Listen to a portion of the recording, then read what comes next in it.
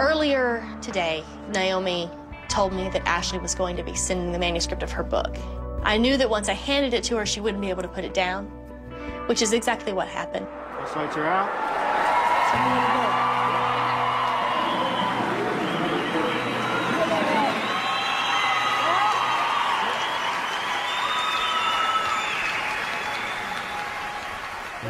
Ashley's written her memoir, and it gets sent to me. I started reading the first couple of chapters on the road in the middle of my last tour with Wynonna, where there is so much at stake emotionally with her. Not so good. Tell me when I can open my eyes. I don't want to watch you walk out that door. Is it over yet? Is it over yet?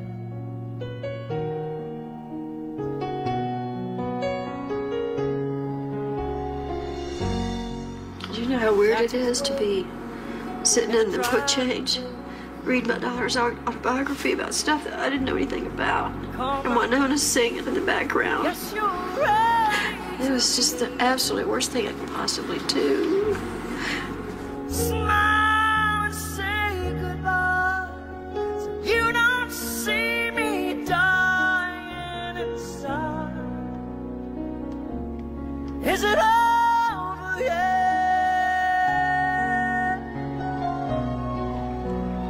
Is it over yet?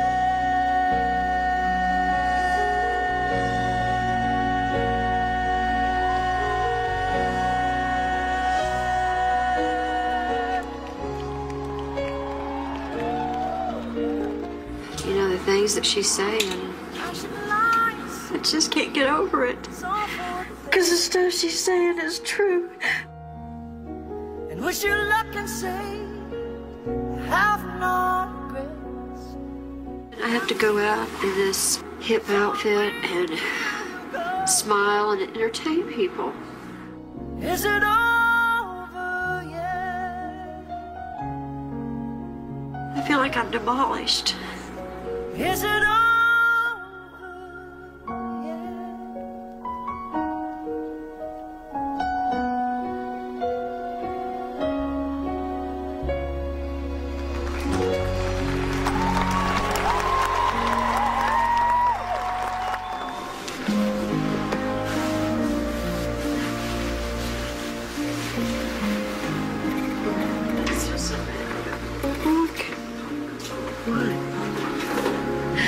Because it's true. I started reading it, yeah. Yeah, she's talking about how I didn't understand you and how I treated you. She saw that, and it was wrong. And she was there the whole time. And what it did to her, the depression. So that she realized she had depression very, very early.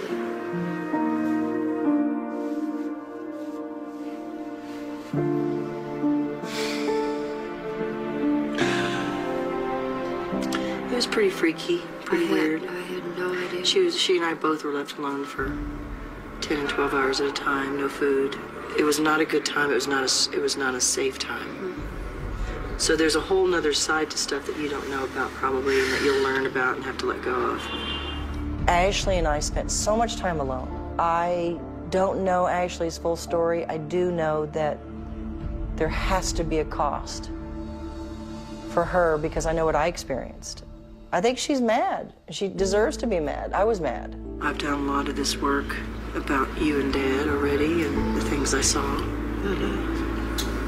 It was starting to make me not love you.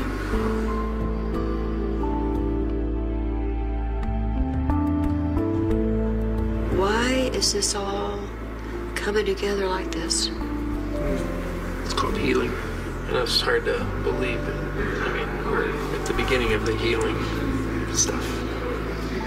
I mean, this is as close as you guys have ever been to him. much she's so wounded. You all are.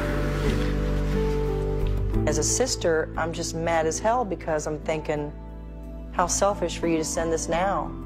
You certainly have a right, but not during her tour. This is her time. I feel very protective of Mom, yet I also have compassion for Ashley as well. That's the struggle for me because I really want Ashley to feel heard. I want her to have a voice. We've had a voice. Because she has her reality and I have mine. And they're not the same. Now, Ashley came out with a book, talked about being sexually Forget about it. abused. Is that? Forget about it. We're not going to talk about that. We love her and support her. Next question. Well, Naomi, did you come out and say that you were sexually abused as well as a result of Ashley's book coming out? No, no, no. Yeah, we were just talking about something really wonderful, and you just asked a really negative question. That's exactly why we're doing this show, because of questions like that. But it's in the news. You know, people are asking about Ashley. That's not what the book is about. That's not what the book is about. If you read the book and you know what you're talking about as a journalist, you would know that the book is about I know that's the part of it that's in the news. I know, because of the news. If you read the book, you'll see what a beautiful book it is, and we support and love Ashley very much. But is it disingenuous to say we're going to open our lives up to the entire world, but don't ask me about anything that's real with our family? We're here to talk about the OWN show. The show's actually about why. I wanted to ask too. I mean, about Ashley. And you know, this has been a revealing time for her as well. We're writing her memoir. I love and support both my daughters. I mean, they're the most precious, awesome things in my whole life, and I'm very proud of Ashley's work with AIDS and all that. I love my daughter and I support her, and that's kind of the... So next question. Yeah, the reason I'm raising it, and you know, you both know why. I mean, she talked about dealing with depression and suicide, and with sexual abuse.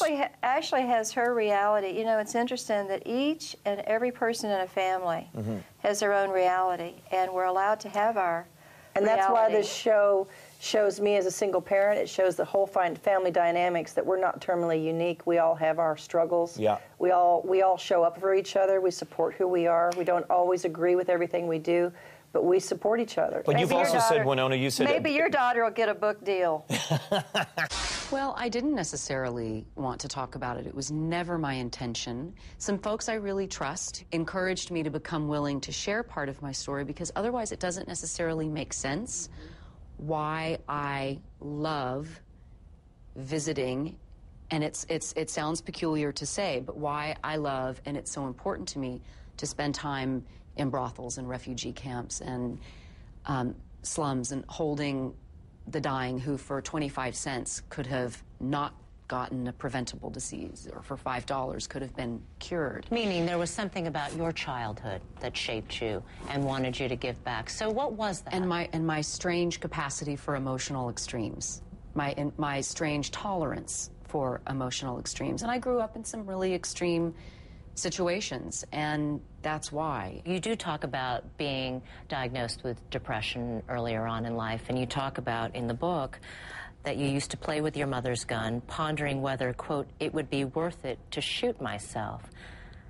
How old were you when you thought about suicide? I am so uncomfortable right now, I can't even see straight. We don't have to talk about this if you don't feel comfortable. I think it's a distraction. Okay. I mean, I feel like... But you wrote about it in the book. I did, and happily so, and the book is 400 some odd pages, and that stuff is like 40 or 50, so that really the book to me is the 350 pages, which is about what's going on in the rest of the world, not necessarily how painful it was growing up in my household. But people are very, very interested in this and your childhood, because you haven't spoken about it really before. And I've been wholly unprepared for it. I really have been. But let's talk about your work then, because obviously your childhood, as Nick Kristof said in the foreword, shaped your philanthropic work.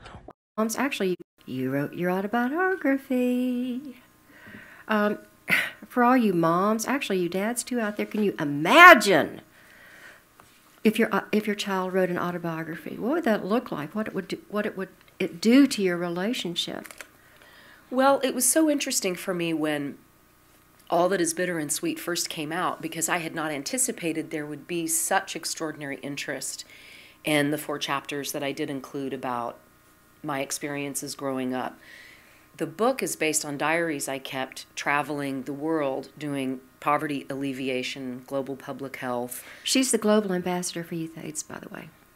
Social justice work. And, you know, when I started this work, the very first day, my first trip was to Cambodia, I was in the notorious child brothels of Svay Pak in Cambodia. And I went back to my hotel room, and I literally had nowhere inside of me to put what I had seen, the pain and the grief that I felt, and it almost became a compulsion. It was like an incantation every day. I wrote and I wrote and I wrote. But you've always been so introspective. You've always kept journals. I've always written.